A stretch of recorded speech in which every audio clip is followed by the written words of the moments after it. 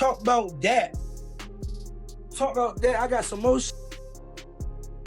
Keep pulling out. Punch so hard. I punch hard, bro.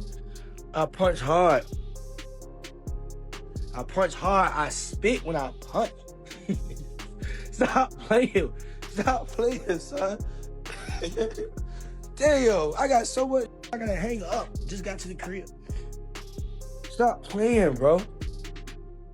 Punch too hard. First fight of the year, Davis made a massive statement, scoring a dramatic late-round stoppage over veteran contender Jermaine Ortiz at Madison Square Garden. He made good on his promise of getting a knockout win in his debut at 140 to cement his status as a top player in the division, and I'm going to turn it over to Keyshawn. Well, first things first, all glory to God. Jesus Christ for giving me this win. It's been a long time coming, man.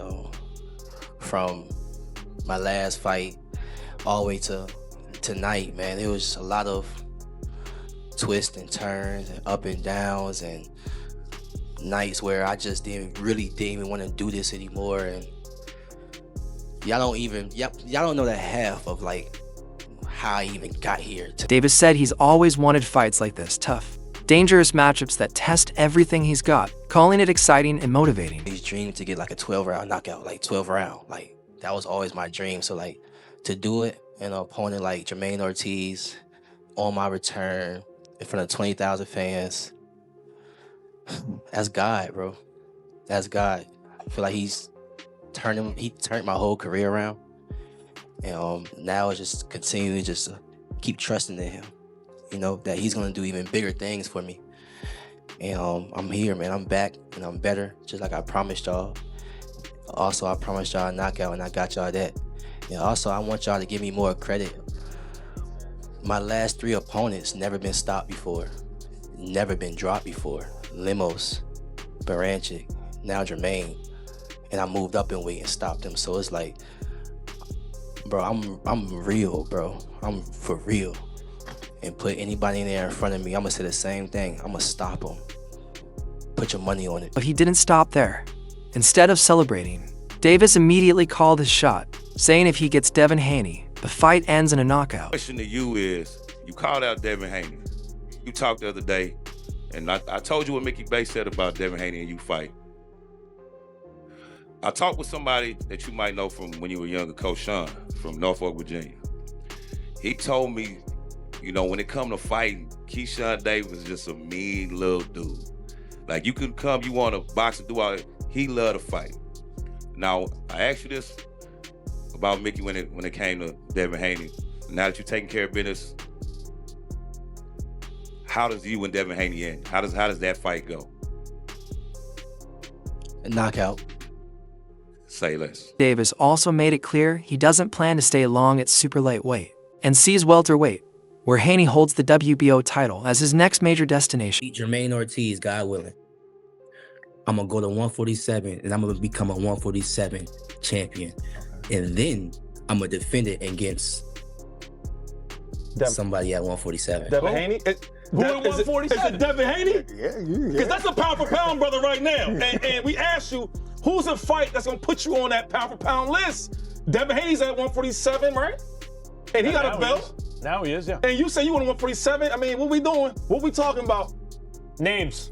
We talking about January 31st. I'm gonna look great, God willing, and then the Bottom line, Keyshawn says he's ready for anybody, anywhere, and he's aiming straight for the top of the sport. A superstar. You asking that question, I felt like that's what it was. But go ahead. Yeah, like at the end of the day, I'm ready to fight anybody. So I'm going for the stars. And I know Devin Haney is the same fighter from when he was at 35. He's the same fighter when he was at 40. Now he's at 40. So he ain't nothing changed. But his weight, you know what I'm saying? I will knock Devin Haney out, guaranteed. You know, I just feel like, shouts out to Devin, though. You doing your thing. Like, I have no problem against you, bro. But we talking business right now. I will knock Devin out for sure. For sure. You don't think he's hitting a little harder at 47 than he was at 35 and 40 growing into that weight? That's a no. It looked like it. It looked like it. It looks to like us, Keyshawn. To me. That'd be good. When asked if he's a big enough name for Haney to take the fight, Davis answered confidently, saying he can sell a fight anywhere in the world with his talent, fan appeal, and recent performance. you're already a bright enough star that he'd be willing to take. Because, you know, as a businessman, risk reward. You think you bring enough to the table that he'd want to take the fight? He would take the fight?